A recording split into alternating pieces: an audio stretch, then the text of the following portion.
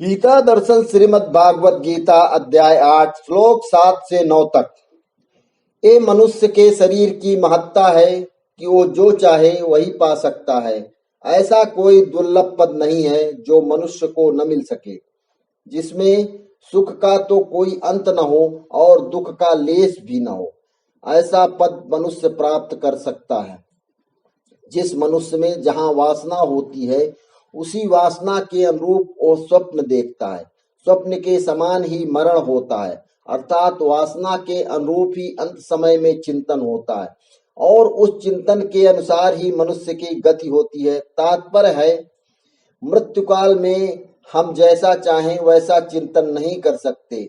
प्रत्युत हमारे भीतर जैसी वासना होगी वैसा ही चिंतन स्वतः होगा और उसके अनुसार ही गति होगी।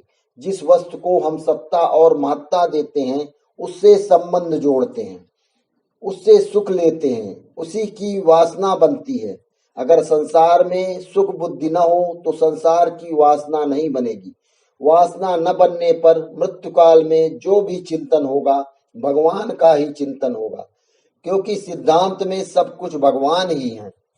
तस्मात् सर्वेषु कालेषु मामनुस्मर युद्ध च मयि अर्पित मनो बुद्धिर्मामे वैश्यस्य संशयम्। इसलिए हे अर्जुन, तू सब समय में निरंतर मेरा स्मरण कर और युद्ध भी कर। इस प्रकार मुझ में अर्पण किए हुए मन बुद्धि से युक्त होकर तू निसंदेह मुझको प्राप्त होगा। तस्मात् सर्वेषु कालेषु मामनुस्मर युध्य च मयि अर्पित मनो बुद्धिर्मामे वैश्यस्य संशयम्। Therefore, Arjun, think of me at all times, even while you fight this battle. If you surrender your mind and intellect to me, dear friend, you will undoubtedly come to me and unite with me in heaven. अभ्यास योगेन युक्तेन चेतसा नान्यगामिना परमं पुरुषं दिव्यं यात् पार्थानुचिन्तयन्। हे पार्थ, ये नियम है कि परमेश्वर ध्यान के अभ्यास रूप योग से युक्त दूसरी ओर न जाने वाले चित्त से निरंतर चिंतन करता हुआ मनुष्य परम प्रकाश रूप दिव्य पुरुष को अर्थात परमेश्वर को ही प्राप्त होता है। अभ्यास योग युक्तेन चेतसा नान्यगामिना परमं पुरुषं दिव्यं यात् पार्थानुचिन्तयन्।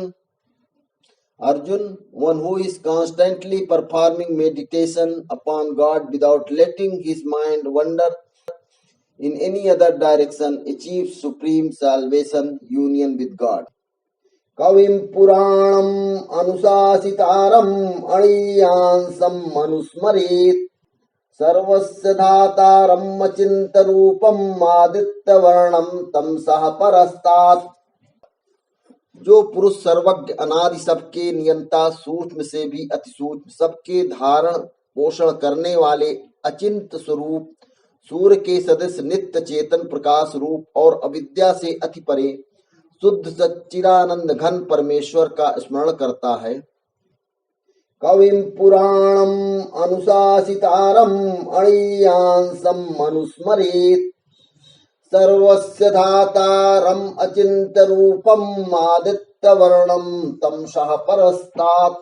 Dear Arjun, one who is constantly fixed in meditation upon God, who is the omniscient, everywhere, omnipotent, every powerful, infinite, never-ending, ruler over all being, preserver of everybody, whose form cannot be conceived readily by any being, who is as brilliant as the sun and who is beyond the darkness of ignorance.